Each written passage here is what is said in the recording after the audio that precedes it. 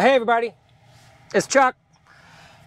Up on day 2 of the Cybertruck. Just figured I would work on my camera placement and a few other things. Gonna go run an errand to the hardware store. I need a T25 wrench to undo the latches. And this is my first unprotected left of the Cybertruck.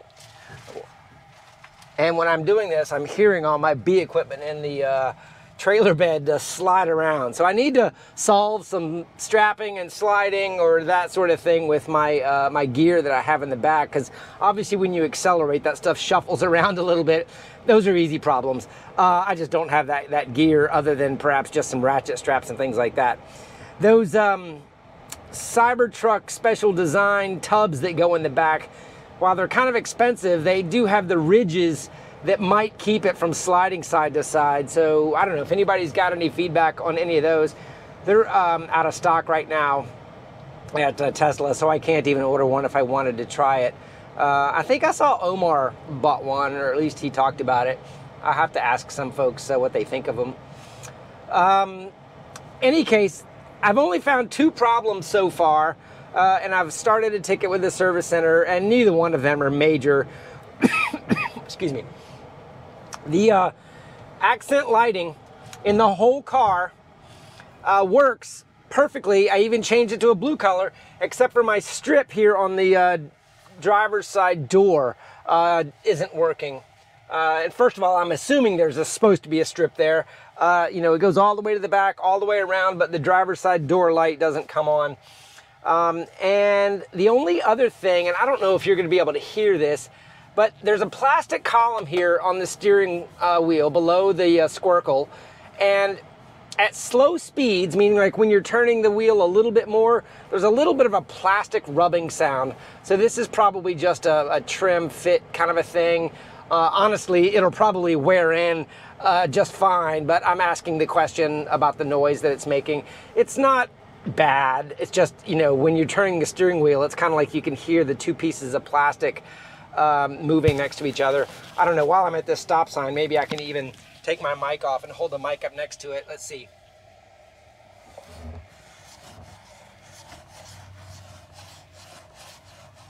I don't know if you could hear that or not.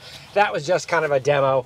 Not a big deal, but I've put that on there. I haven't found any fit and finish issues on the outside with the gaps or the seals or anything like that. I'm also not really picky on things like that.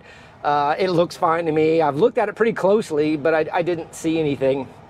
We've had some rain here over the last couple days, so I have gotten to use this big old windshield. And I have to say, I do love having this windshield button right there to get it going and to rinse it. I can even hold it down, and of course it uses the windshield wiper fluid, but man, that's a big windshield wiper.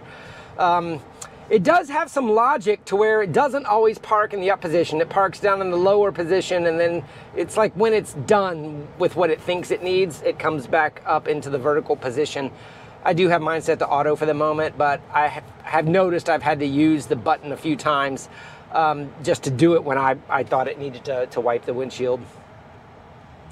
Other things, I tell you what, the notifications in the app for the tonneau open or the tailgate down or things like that, I haven't got those quite set yet. I went out this morning at about 5:45 and pulled a bee swarm off of a tree before daybreak came up, and you know, I left the bees in the truck until daybreak, and the tonneau was half down, so that just the leaves and stuff from the oak trees that are dropping right now wouldn't have fallen into the bed too much. And I continued to get notifications about that. I know that's my settings, but part of me wanted to have like a cancel after the first one. It's going, yeah, I know. And I didn't see that. Maybe there's something I need to learn. And another thing, maybe if you guys are familiar with, you can leave a comment. I felt like I needed a single notification and then an option to ignore the rest of them, because I don't want to turn that off because I may inadvertently leave the tonneau cracked or something like that. And I'd want to have the notification in the future.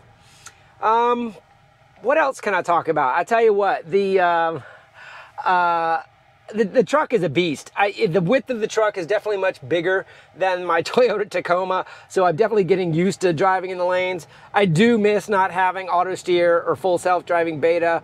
I know Chris, Dirty Tesla, and his family took a trip down to Florida, and they said it wasn't that big of a deal. And I get that. Traffic-aware cruise control on the highway is a big portion of it.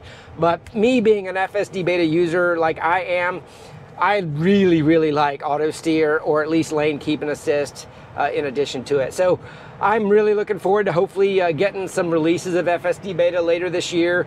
Don't have any idea when to expect it. Nobody is communicating with me about any of this sort of thing. I'm just letting you know that they've said later this year in a future update. So I hope it doesn't take too long. Maybe by the summer we'll start to get some releases out. Yeah, so other than that, that's just a quick highlight clip. I'm not going to do too much chatting on these sort of things, but let me know what you think. New camera setup. Because I don't have a camera HDMI mod, I can't do any extraction off of this. This is a very expensive monitor, so yeah, I'm not ready to go buy an extra one to go hack it on the back just yet. So I'll need to figure that out in the future if I want to do an HDMI extract mod on this car. I don't have any CAN bus data, of course, because they're using a new Ethernet wire that isn't compatible with any of my existing equipment. So we'll need to test to see if there's any additional CAN bus data that can be extracted off the Cybertruck like I do with the Model Y. Yeah, so my video is kind of going to go back old school with the high definition 5K recording and zooming in on the screen. So occasionally my hand will come in front of the screen, where if you're familiar with my videos, the extract kind of prevents that. The Cybertruck screen just looks so much better in dark. I'm just going to leave it in the dark setting versus auto. I know I used the light setting on my HDMI extracted video, but I'll have to fiddle with that around a little bit to see if the camera resolution and the projection of the dark screen is adequate in ambient lighting and stuff. But those are just the things I'm working on. Let me know if you want these kind of clips, if you just like the conversation hearing about the truck, or if it's just kind of too much content out there. Let me know. I'll react off of your feedback whether or not this is useful. I'm going to be driving the truck either way. It's just a matter of whether I turn the camera on. Hope you guys enjoy this. Let me know in the comments. Have a great day, everybody.